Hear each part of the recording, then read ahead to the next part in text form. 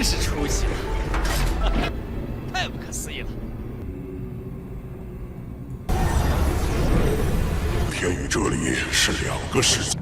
吊鬼遣神符自猎得闲，也可以亲自来教。你是想学幽都魔语吧？只有一个人，往往是咱们不是门派，也不这一代最聪明。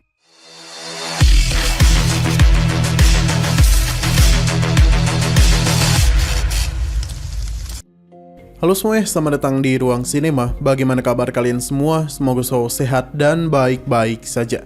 Sesuai jadwal, jadi pada hari ini kita akan kembali melanjutkan series Donghua Tales of Herdingot episode terbaru, yang mana ini adalah episode yang ke-85. Bagi yang baru bergabung dengan series ini, kita sudah sediakan playlistnya. Jadi kalian bisa mudah mencari di mana episode awal dari series ini. Tanpa berlama-lama, langsung saja kita mulai alur ceritanya. Perjalanan pulang sedang mereka lakukan, di mana naga kilin mencoba bermain dengan Patriark, yang mencoba untuk menyingkirkannya, namun naga kilin terus-menerus menempel di sisinya. Terlebih lagi, dia sudah tidak sanggup untuk menggendongnya lagi. Nenek si senang karena babi yang Patriark pelihara sudah cukup gemuk, dan begitu mereka bisa memasaknya di tahun baru nanti. Patriark tidak akan membiarkan hal tersebut. Selain itu, mereka pasti tidaklah pernah percaya kalau pertama kali ia menemukan naga kilin, ukurannya layaknya seperti kucing, dan sekarang dia menumpang hidup dengannya. Seiring berjalan waktu, kilin tumbuh besar tanpa dia sadari. Nutya merasa kalau mereka terlalu memanjakan naga kilin, karena di sepanjang perjalanan itu, ia merasa terbebani olehnya. Kepala desa memberitahu Kimu kalau tempat yang mereka masuki tadi tidaklah berbahaya karena masih berada di sisi luar. Namun meskipun begitu, mereka ini hampir saja meninggoy. Untungnya ada kakek bisu yang berhasil membawa mereka keluar. Jadi dia pun yang memberitahu kabar baik dan kabar buruk kepadanya. Kabar buruknya, ini bukanlah tempat bernama kota tanpa kekhawatiran. Kabar baiknya, mereka tahu nama keluarga Kimu. Mereka pun memberikan barang-barang yang ditemukan. Di sini ada token yang memiliki marga keluarga bernama Li. Tulisan yang ada pada token itu saatlah mirip dengan tulisan yang ada pada liontin gioknya. Kimu memberitahu kalau dalam perjalanan itu dia telah menemukan sebuah rumah yang dia pikir itu adalah rumah dari keluarganya. Karena itulah mereka pun pergi ke sana. Namun saat ini Kimu masihlah bingung dan tulisan pada tanda di sana, karena itu cukup berbeda dengan tulisan yang ada pada liontinnya. Sepertinya desa ini bukanlah tempat kelahirannya. Nenisi dan para kakek lainnya cukup sedih melihat Kimu yang terus merenung. Bagi kakek kepala desa, kedua orang tua Kimu mungkin saja masih hidup. Pasalnya dia telah menemukan sesuatu yang istimewa. Ini pun membuat semua orang terkejut. Bagi kakek kepala desa, ia sudah tidak bisa merahasiakan hal itu dari Kimu, karena dia berhak mengetahui segalanya. Kakek obat pun memberikannya sebuah cermin.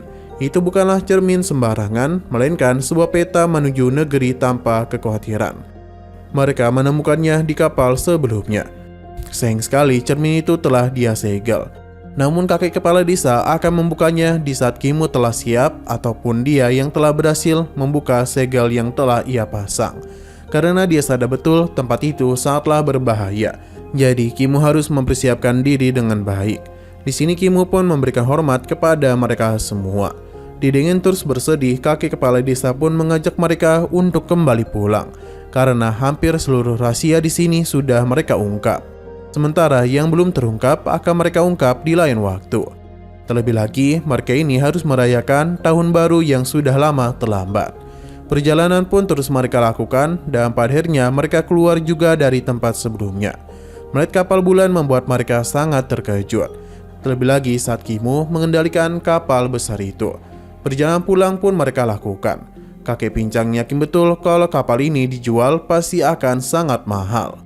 Nenisi melarangnya karena mereka pasti akan kesulitan untuk menyimpan kapal tersebut. 真是出息了，太不可思议了！打瘸你的腿！ Setelah perjalanan yang cukup panjang, mereka akhirnya telah tiba di Dasu. Lutien senang karena semua kakek dan nenek Kimu masihlah sehat, terutama pria bernama kakek tuli itu.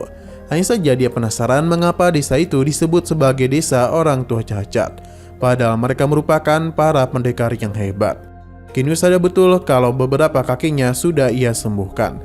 Namun ia masih perlu membantu Nenishi dan para kakek lainnya, karena mereka masihlah belum pulih dan mungkin sedang bergelut dengan hati mereka. Kimu berjanji akan mencari cara untuk bisa membantu mereka semua. Pada akhirnya mereka pun telah pulang ke desa. Perayaan tahun baru yang sempat tertunda pun segera mereka mulai, di mana mereka akan menikmati santapan daging babi. Sementara naga kilin meminta makanan dari Kimu. Saat kemudian tamu lainnya juga telah datang. Nenishi sangatlah senang karena mereka semua bisa merayakan perayaan tahun baru ini dengan sangat megah. Tapi terlihat kalau kakek kepala desa teruslah melamun. Bahkan hingga pesta kembang api dilakukan. Nenishi menyadari hal itu dan dia penasaran apa yang sedang kakek kepala desa pikirkan. Sementara itu Dutian juga tengah menikmati pesta kembang api itu.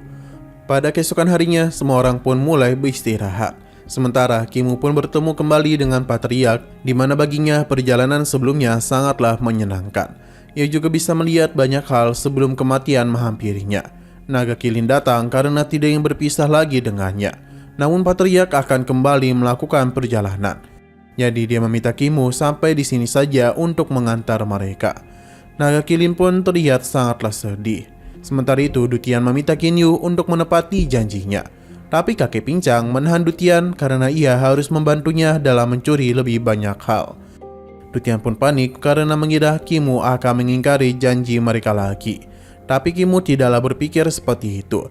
Ia langsung saja membuka segel pada Raja Iblis Dutian agar ia bisa keluar dari tubuh robot tersebut. Saat kemudian dia keluar dan begini Kimu pun menganggapnya telah bebas. Dutian sangat senang karena Kimu menepati janji di antara mereka. Baginya dunia ini sangatlah berbeda dengan Dutian.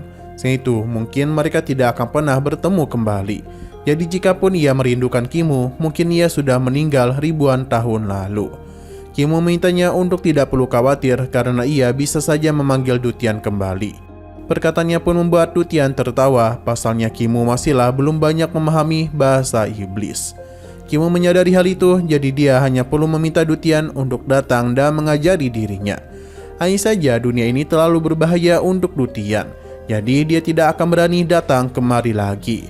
Selain itu dia harus mencari dunia lain di mana bangsanya bisa hidup dengan damai.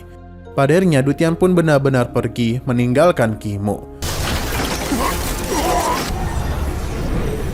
天与这里是两个世界， 吊鬼潜神福字列得闲，也可以亲自来教。 你是想学幽毒魔语吧？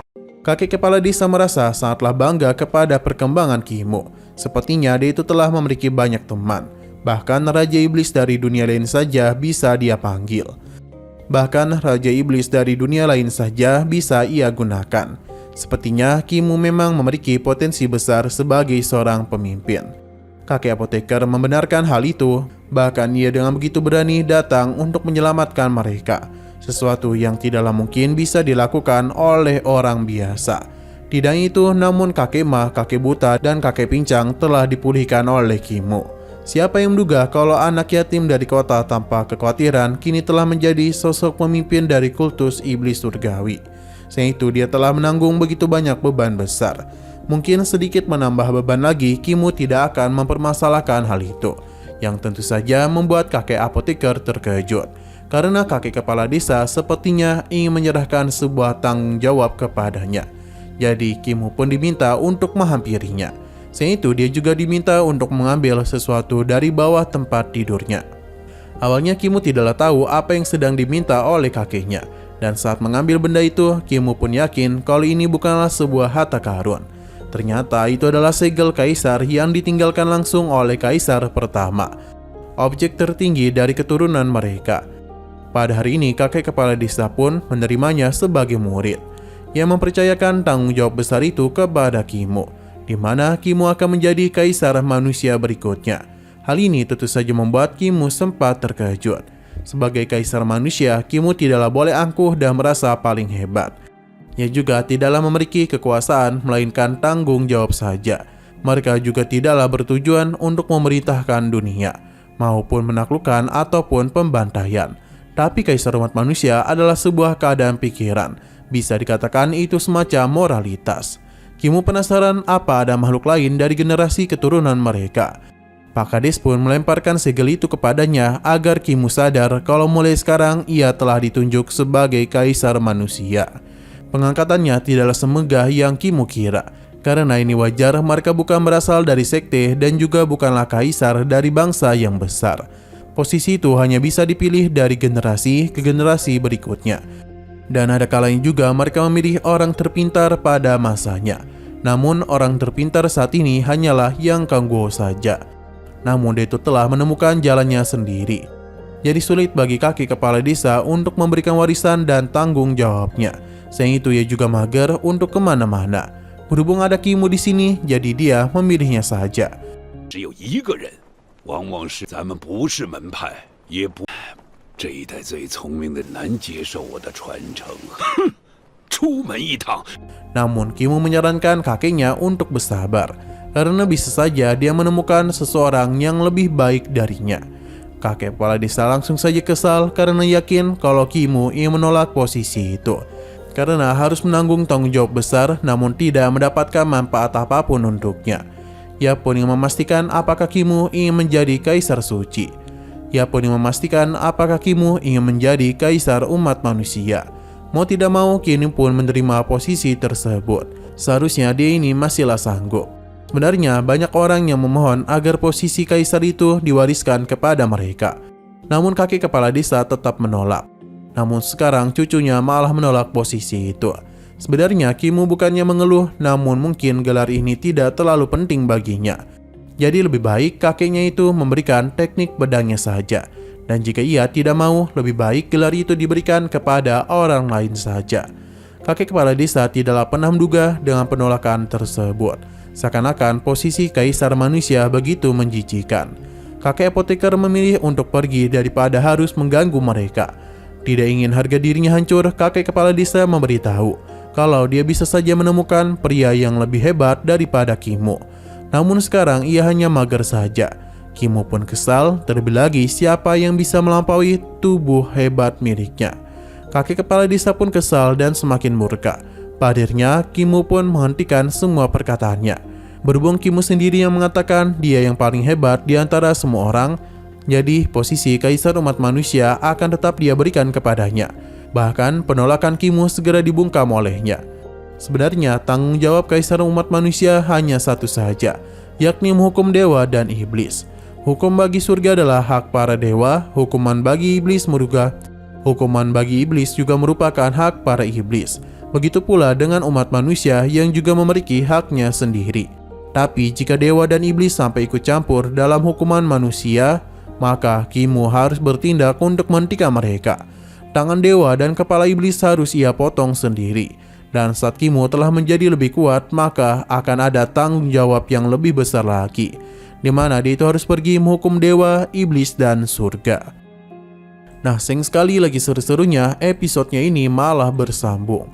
Oke, sekian dulu pada video kali ini. Untuk video selanjutnya akan segera hadir. Jadi bagi kalian yang ingin mengikuti series ini, langsung saja klik subscribe dan aktifkan loncengnya. Terima kasih sudah menonton video sampai habis.